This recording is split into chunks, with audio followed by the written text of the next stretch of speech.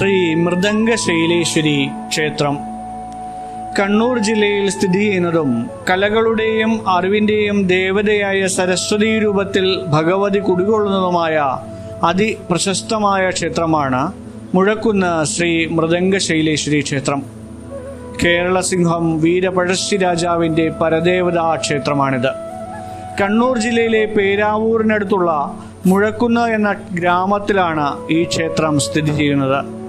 ഇരിട്ടിയിൽ നിന്നും ഏകദേശം 11 കിലോമീറ്ററും പേരാവൂരിൽ നിന്നും 6 കിലോമീറ്ററുമാണ് ഇവിടേക്കുള്ള ദൂരം.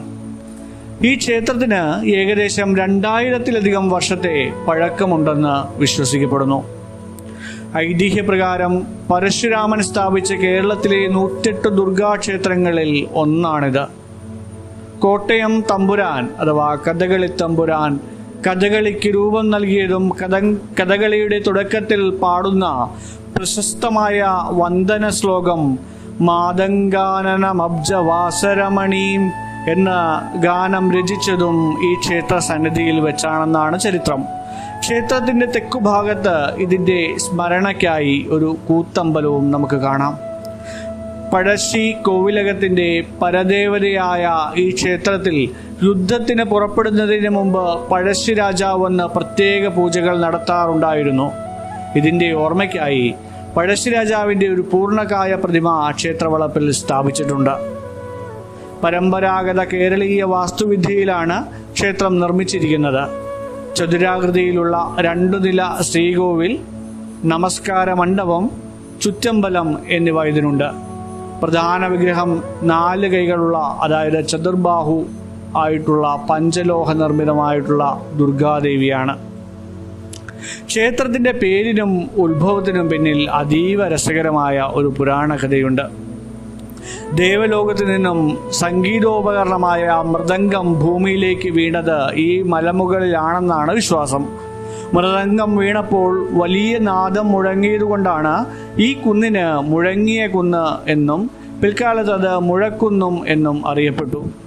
മൃദംഗം വീണ ശൈലം അഥവാ മല ആയതുകൊണ്ടാണ് ക്ഷേത്രത്തിന് മൃദംഗശൈലം എന്നും ഇവിടുത്തെ ദേവിക്ക് മൃദംഗശൈലേശ്വരി എന്നും പേര് വന്നത്. ദേവി ഇവിടെ ആദ്യം മിഴാവിന്റെ, അതായത് ഒരുതരം വാദ്യമാണ് ഈ മിഴാവ്, ആ രൂപത്തിൽ സ്വയം ഭൂവായി അവതരിച്ചു എന്നാണ് വിശ്വാസം. ക്ഷേത്രത്തിന്റെ തെക്കുഭാഗത്ത് പുറ്റുമൂടിയ നിലയിൽ കാണുന്ന മിഴാവിൽ ഭഗവതിയുടെ ഈ പഴയ സ്ഥാനം ഇന്നും അതീവ പവിത്രമായി സംരക്ഷിക്കുന്നുണ്ട്. വർഷങ്ങൾക്ക് മുൻപ് ഈ ക്ഷേത്രത്തിൽ 3 തവണ വിഗ്രഹമോഷണം നടന്നിരുന്നു. എന്നാൽ 3 തവണയും കള്ളന്മാർക്ക് വിഗ്രഹം ദൂരേക്ക് കൊണ്ടുപോകുവാൻ സാധിച്ചില്ല. വിഗ്രഹം കയ്യിലെടുക്കുമ്പോൾ കള്ളന്മാർക്ക് ദിശാബോധം നഷ്ടപ്പെടുകയും ശരീര നിയന്ത്രണം പോവുകയും ചെയ്തു. ഒടുവിൽ പേടിച്ചരണ്ട കള്ളന്മാർ തന്നെ വിഗ്രഹം വഴിയിൽ ഉപേക്ഷിച്ച് പോലീസിനെ വിവരമറിയിക്കുകയായിരുന്നു. റിട്ടയർഡ് DGP ആയിരുന്ന അലക്സാണ്ടർ ജേക്കബ് ഈ അത്ഭുത സംഭവം ഒരു അഭിമുഖത്തിൽ വെളിപ്പെടുത്തുകയുണ്ടായി. ഇത് ഈ ക്ഷേത്രത്തിനെ കൂടുതൽ പ്രശസ്തമാക്കുകയാണ് ഉണ്ടായത്. കേരളത്തിലെ മറ്റ് പരമ്പരാഗത ക്ഷേത്രങ്ങളിലെ പോലെ ലളിതവും മാന്യവുമായ വസ്ത്രധാരണ രീതിയാണ് ഇവിടെയും ഉള്ളത്. പുരുഷന്മാർ മുണ്ട് ധരിക്കണം. ശ്രീകോവിലിന് മുന്നിൽ പ്രവേശിക്കുമ്പോൾ ഷർട്ട്, ബനിയൻ എന്നിവ മാറ്റേണ്ടതുണ്ട്. പാൻസ്, ലുങ്കി, ജീൻസ് എന്നിവ അകത്ത് അനുവദനീയമല്ല.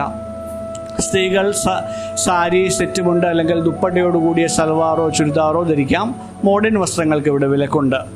ഇവിടെ ദർശന സമയം രാവിലെ 5 മുതൽ 12 വരെയും വൈകുന്നേരം 5 മുതൽ 8 മണി വരെയുമാണ്. റോഡ് മാർഗമാണെങ്കിൽ കണ്ണൂർ തലശ്ശേരി ഭാഗത്ത് നിന്ന് വരുന്നവർ തലശ്ശേരിയിൽ നിന്നും കണ്ണൂരിൽ നിന്നും ഇരിട്ടിയിലേക്ക് ധാരാളം ബസ്സുകൾ അവൈലബിൾ ആയിട്ടുണ്ട്. ഇരിട്ടിയിൽ നിന്നും പേരാവൂർ ഭാഗത്തേക്ക് പോകുന്ന ബസ്സിൽ കയറി മുഴക്കുന്ന് സ്റ്റോപ്പിൽ ഇറങ്ങാം. ഏകദേശം 40-45 കിലോമീറ്ററാണ് അവിടെ നിന്നുള്ള ദൂരം വരിക.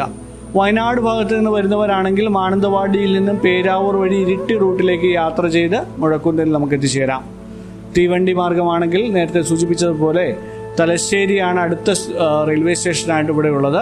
തലശ്ശേരിയിൽ നിന്നും ഏകദേശം 42 കിലോമീറ്ററാണ് ഇങ്ങോട്ടുള്ളത്. തലശ്ശേരിയിൽ നിന്നും ഇരിട്ടി ബസ്സിൽ കയറി മുഴക്കുന്നിലേക്ക് നമുക്ക് പോകാൻ സാധിക്കും. ഏറ്റവും അടുത്തുള്ള വിമാനത്താവളം എന്ന് പറയുന്നത് കണ്ണൂർ അന്താരാഷ്ട്ര വിമാനത്താവളമാണ്. ഇവിടുന്ന് 22 കിലോമീറ്റർ ദൂരമേ ഇങ്ങോട്ടേക്കുള്ളൂ. മട്ടന്നൂർ, ഇരിട്ടി വഴി ടാക്സിയിലോ ബസ്സിലോ ഒക്കെ അന്താരാഷ്ട്ര വിമാനത്താവളത്തിൽ നിന്നും നമുക്ക് ഇവിടെ എത്തിച്ചേരാം. പോകാം, കാണാം നമുക്ക് കണ്ണൂരത്തെ അല്ലെങ്കിൽ മുഴക്കുന്നത്തെ പ്രശസ്തമായ മൃദംഗ ശൈലേശ്വരി ക്ഷേത്രം സാധനാപദത്തിനൊപ്പം. നന്ദി.